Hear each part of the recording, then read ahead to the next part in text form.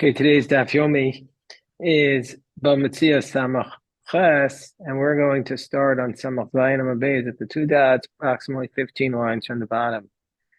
So, Gemara said, Pshita ba'asra de Misalki, v'amar lo mistalakna.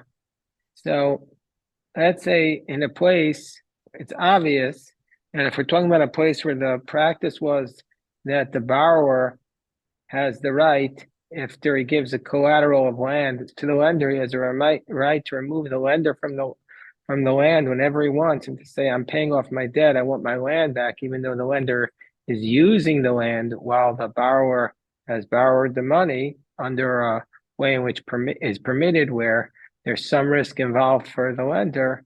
Will mistalakna. And in the place where he moves it, and the lender says to the borrower, in the place where the borrower typically would have the right to remove the lender from the field, but the lender says at the beginning of the loan, you're not allowed to remove me from the land until the debt is paid. They've agreed that in that case that the lender can't be moved until the debt is paid. But let's say it's ba'asra de lo misaki. Let's say it's a place where, typically speaking, the borrower cannot remove the lender. But the lender says, you can remove me. What would be the law there? Do we say tzarech mikne? Do they have to formalize this agreement with a kinyan, with a formal transaction? Or not? Rav Papa says lo tzarech mikne. Papa says they're not required to formalize it. And Rav Sheshis Braid Ravidi says tzarech mikne. No, they have to do a formal kinyan. They have to do a formal kinyan. Amar Ezel v'Aisi Zuze. Let's say the borrower says to the lender, I'm going to go bring money to pay off my debt, to take you off the land. Then lo achel. Then in the meantime, the lender has to stop eating the fruits of the property. Ezel v'Etrach v'Aisi. Let's say he just says, I'm going to go and I'll try to get the money. Ezel v'Etrach v'Aisi Zuze. Ravina says achel. Umar Zutra b'Rei Ramari Amar lo achel. Ravina says he can eat it.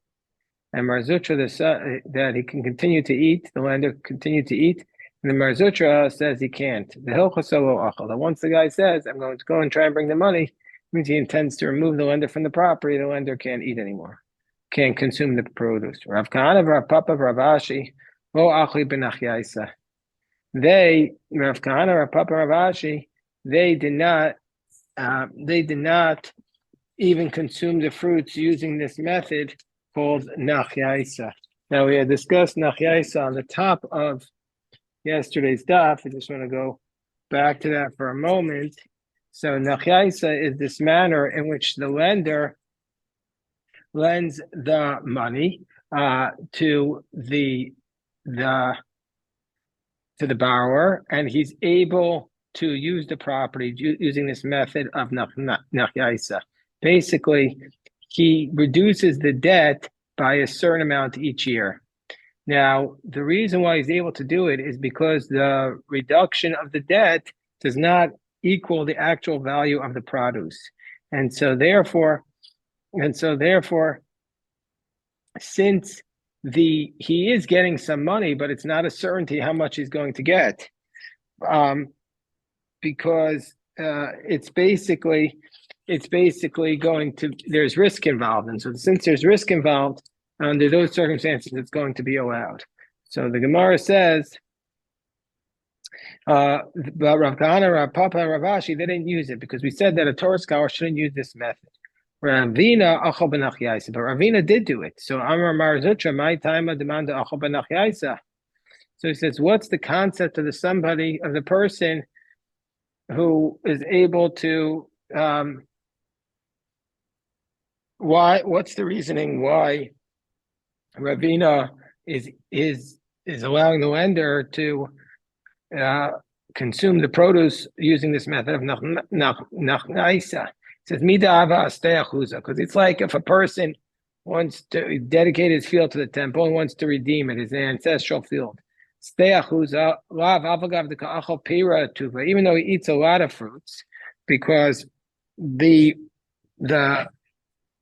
it's worth a lot of money to eat what the field produces every year. Nevertheless, there's a fixed amount. Amar Achmana, The Torah gives a fixed amount that you can redeem each field each year's worth for zuzi on top of 16.8a. So also in this case, that since there's a doubt about how much, and he's giving a certain amount of reduction of the debt for each year, so therefore, we're going to allow it. Basically, as long as there's a nominal amount paid, so therefore it's allowed. So just like with the stei achuza, we allow by a nominal amount paid. We don't know how much it's going to produce. So too by the nachyaisa, we are allowing you to reduce the debt, even though we don't know how much the field is going to produce.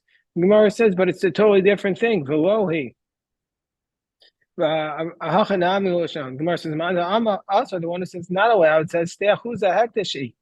The stei achuza, this inherited field, that's the temple, sacred property. Rachmana ukmei apidyon, and the Torah gave a specific amount where you could redeem it. This case is a loan. It looks like interest because you can be getting. You lent the guy $1 million, and each year that you're able to use the field, you're reducing it by, let's say, 5%. But the field could produce 25%, so it can look like you're making interest off your loan. Amar Rav Ashi, Amrui Sabe Demat Mechasya. So the elders of Matmachasya said to me, Stam Mashkanta Shasa, that baseline collateral is for a year. Lamai Nafkamina. That what does that mean? That baseline collateral is for a year. That once he consumes the produce for a year, the borrower can take him off the land. But if he gets at least a year from the loan, if he doesn't use it for at least a year, the borrower can't remove him. What does the word mashkanta mean, the collateral? What does it mean? It means he gets to stay on it. He can live on it. Or he's like a neighbor to it. That's what it means. Mashkanta is like a neighbor to it. What do you mean he's like a neighbor? Ladina de Bar Metzia. So there is a law of a neighbor called the law of Bar Metzia. What's the law of Bar Metzia? Typically speaking, the law of Bar Metzia is that if a person has a property and he wants to sell it, and the property is, let's say, worth on the open market $1 million, then the neighbor has the right to buy it for that price. The neighbor has the right to buy it because the neighbor it's to his advantage to buy the adjoining field. Amarava leis hilchasa loka tarshai papunai veloka shtare mechuzanai veloka chakire narshai. So Rava says the law is not like any of these three cases: tarshai papunai, the shtare mechuzanai, and the chakire narshai. What's the tarshai papunai? This is like the tarshai adar papa. Well, we already had this a few days ago. We had this on 65A, that Rav Papa was a brewer, and he sold his beer on credit, and he sold it in the price of it was worth more in Nissan than it was in Tishrei. So he sold it in Tishrei for the price of Nissan, and they paid him in Nissan. But Rav Papa said, I could have anyway sold it in Nissan, so I'm not benefiting. So the halacha is not like him, because from Rav Papa's perspective, it's not interest, but from the perspective of the purchaser, if he had the money, he would have been able to buy it for the Tishrei price. It is, in fact, interest. So, and the law is not like the Shtarim Machuzanai. What did they do? So this is going to be a case that we have on our page. That they would do is the Zakve Ravcha Akarna. So look at what Rashi says. They would throw the profits onto the principal, meaning to say that they would purchase, the Bnei Mechuza would purchase profits. Hold on. So what would they do? Rashi says that the people of Bnei Mechuza would purchase, let's say, merchandise from different people, and they would give them to merchants. Let's say they'd buy a computer, and they said, I'm buying this computer for $100, and I'm giving it to you. And if you sell for $200, I'm going to get 50, and you're going to get 50. We split the profits. And what they did was they established, I'm going to make $50, and you'll make the 50. And then they would just lump it all together with the principal, and they'd say, basically, you owe me $150, and that's what they would write in the contract. say, okay, in 3 months you owe me $150, but it's not a certainty that the computer would sell for $200. So, but that's what they would do. So therefore, it looks like interest because mi aimer dahavi rifka. How do we know that there would be that profit? So therefore, that's why he says the law is that that's not allowed. But my father, in fact, did this. And when the person who he gave it to, the merchants came back and said, listen, I only sold it not for $100 profit, but only for $10 profit. My father would believe them. So that's what Mar Bar Maimar said to Rav Ashi. So it should be allowed because my father would believe them. So Rav Ashi says, yeah, your father, when they came before a Maimar, when they came before your father, he believes them. But what would happen? Let's say your father would die and something, and the contract would then go to his orphans. Is he going to believe this this merchant that the profit was not $200? It was not $100. So because he gave the example, it says what happens when your father dies. It was like the ruling that went out from the ruler, like a mistaken ruling that goes out from the ruler. And basically, v'nach nafshay damemer, and the memer died. Meaning, say you say something, you're not supposed to speak something into existence, because once you speak into existence, it's like a ruling, a mistaken ruling that goes out from the ruler, and it's still valid. And so, therefore, we say like if there's a bad dream, you shouldn't mention it. You shouldn't speak something into existence. And so what's the third case? Chakiri narshai. The ksive hachi, that the chakiri narshai, this is the leases that were coming place from the place called narshai, that they would write as follows: Mashkele palanya are laplanya, that they would say that let's say Reuven is leasing his land to Reuven is giving his land as a collateral to Shimon, or let's say Shimon's giving his land as a collateral to Reuven. And then Shimon would lease it back from him, meaning to say, give his land as collateral. Now Reuven has it, so he could in fact lease it to anybody else in the meantime, but he would lease it back to Shimon. So the Gemara says, well, Amos.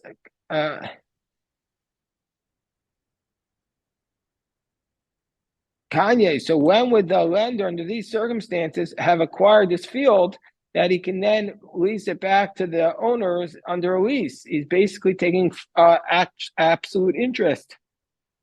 He's not working it, and even if he'll get ruined, he won't lose anything from the lease. So it's absolute interest. So, the kakas v'hachi kanina minei v'shaina kamei.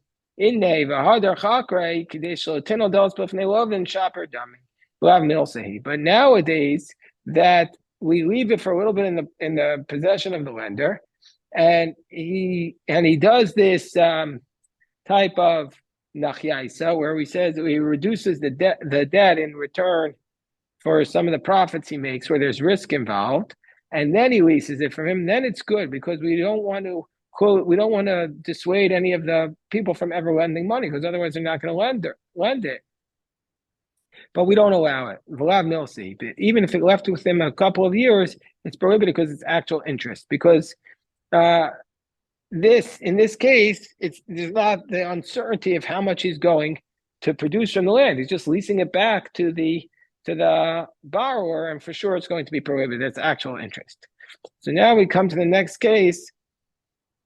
And this is what's called the case of Iska.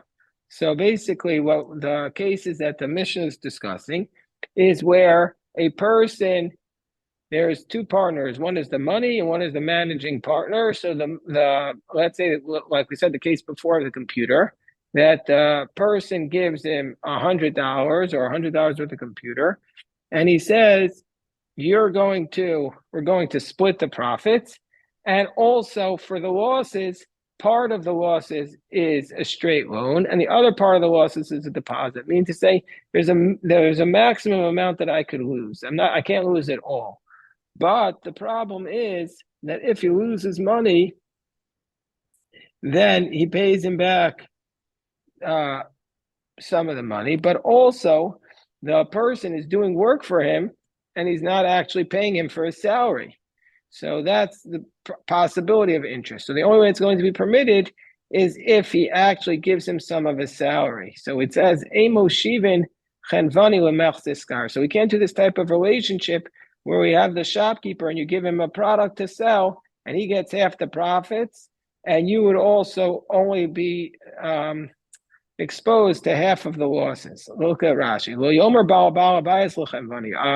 A person, let's say, the money cannot say to the shopkeeper, "Hare peros nimkarim b'shuk arba slam b'sela v'atam machram b'chanus pruta pruta mistaker seya." You're making money by selling your fruits at retail. Helech peros, take these fruits, v'shavu mocher tamid v'revach nekel. Take these fruits and you sell them, and we'll split the profits. The reason why you can't do it is because Hach Iska, Rashi says, Palga Malvo, Palga Pikadon. This is business, it's half a loan and half a deposit. Because baseline is that somebody who receives the merchandise, he's going to make, he accepts upon himself half of the responsibility of half of the principal. So therefore, this half, the other half, since he's responsible for anything that can go wrong with it, if it gets ruined, is considered to a loan. And so therefore, he should really be paid for it. So he's working for the Balabayas because it's deposit and he's trying to sell it, but he's responsible for the loss. So therefore, he's working for it. So therefore, it's a kind of interest. So therefore, you can't do that. And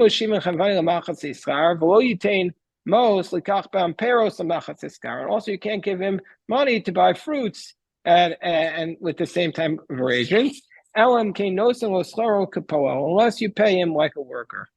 So too, you're not allowed to give, let's say, a person hens, and they would take the eggs and incubate them, and you're going to split the profits and also some of the loss. You can't do it. Same problem. The same idea as you can't give them a calf or a colt to raise, and you split the profits and also share exposure. Unless you share, unless you pay him for it. You have to pay him. You have to pay him. But a different case, he can accept upon himself the calves and the mekablan agolan usyachim. He can accept baby calves and colts. He can accept upon himself baby calves and colts. And then he can raise them until they're a third grown. And the donkey until it is able to carry a burden. So he's able to do that. So he's basically, the shepherd will have to raise them until they become, if you don't specify in advance how long they have to raise them before you could cash out, you have to do it until the animals reach a third grown, or the donkey's able to carry it. So the Gemara first addresses the first few cases of the Mishnah that says you have to pay him. How much you have to pay him? Kapol batal. Tana kapol batal. You have to pay him like a worker who is batel, who is not working. What is it? The implication is, that first case, the implication is how much would a person want to take, and to how much would a person be paid to not work? So what Gemara says, what does it mean? My kapol batal doesn't mean. What does that mean, kapol batal? Nobody sits there and doesn't work. And he's working because he's going and he's bringing the fruits to the store and he's selling them. What do you mean kapol batal?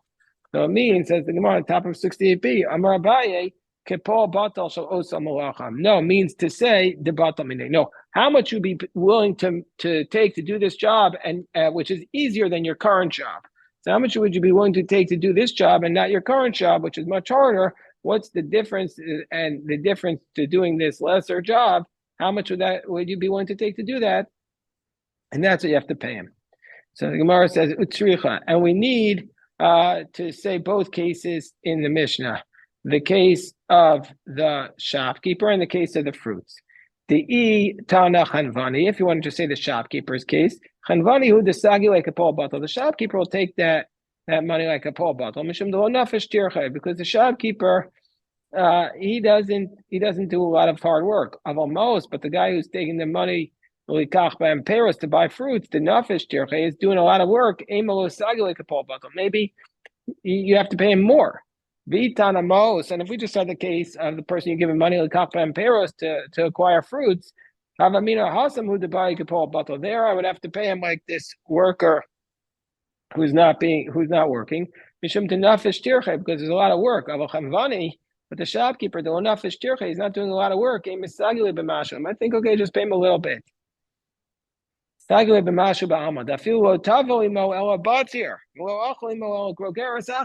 just allow him to eat lunch with me. I just dip my like salad in the vinegar or just one fig. That's enough for him because he's a shopkeeper. What is he doing? So therefore you need both cases. So we say kama easy time to go on Mal and Simon. Okay, that's the next price. The Gemara is going to talk about the next topics. Tana Rabbanan kama uscharo. So the Gemara is going to bring machokas tanayim with respect to the amount of payment that he needs to pay to the managing partner. The money needs to pay to the managing partner to make sure that he's really being paid and it's not interest. So how much you need to pay him? Kama uscharo, bein meruba, bein muat. So the Gemara says, it doesn't matter if you pay him a lot or a little, as long as you establish it at the beginning. That's the position of Rabbi Meir. Rabbi Huda says, even a nominal amount, just give him lunch, basically. Not even lunch, a snack. That will be sufficient. Rabbi Shimon ben Yochai says, no, you have to pay him the full amount. So, Tana Rabbanan, what about the fact that the Brisa says, Ein shamin,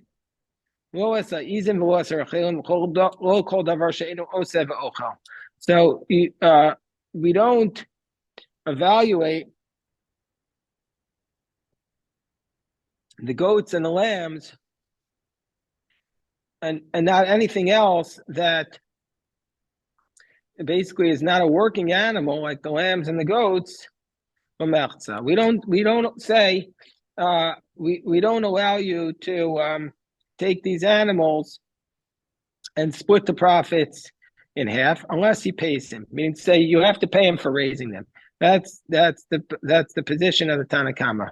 Rabbi Yossi Bar Yehuda says shaman has azim, even though the goats don't do work, and so therefore, what's he being paid? You're allowed to give them to the shepherd using this idea that you split the profits, because even though the goats are not doing work, they produce milk. And he can get the goat milk. And also the sheep, because he's going to take the wool. What type of wool is he going to take? When they when they cross in the water, some of the wool falls off, or when they go through the thorns. And he's going to take that basically. He's going to be able to take that. Because the hen, because it produces eggs. So the Gemara says,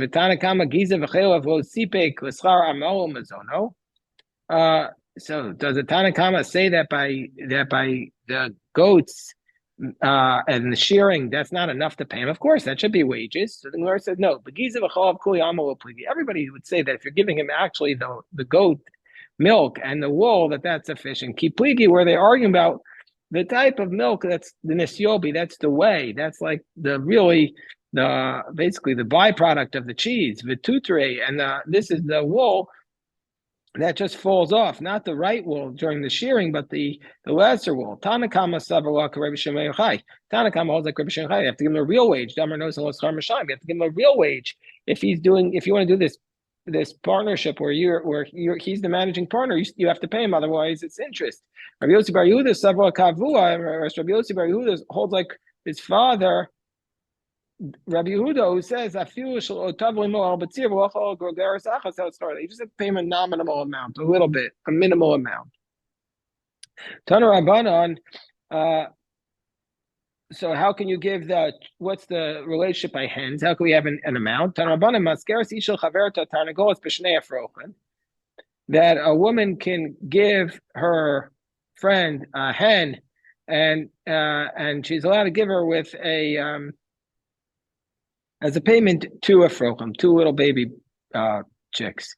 Isha shamar chaverta tarnagola shali ubeitzim shalechi. Let's say she says the hen is mine, and the eggs will be yours.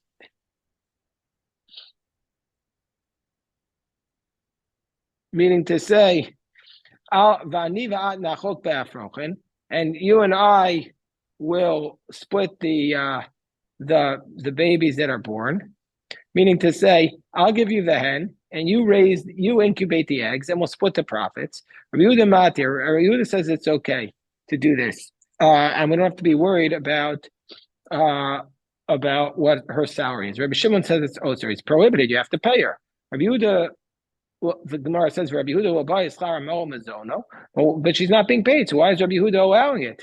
No, because the woman who's watching the eggs, she's going to get the what's it called, the bad eggs, the addled eggs, the eggs that nobody else wants to eat, and so people eat them under duress, but they're worth a lot less. In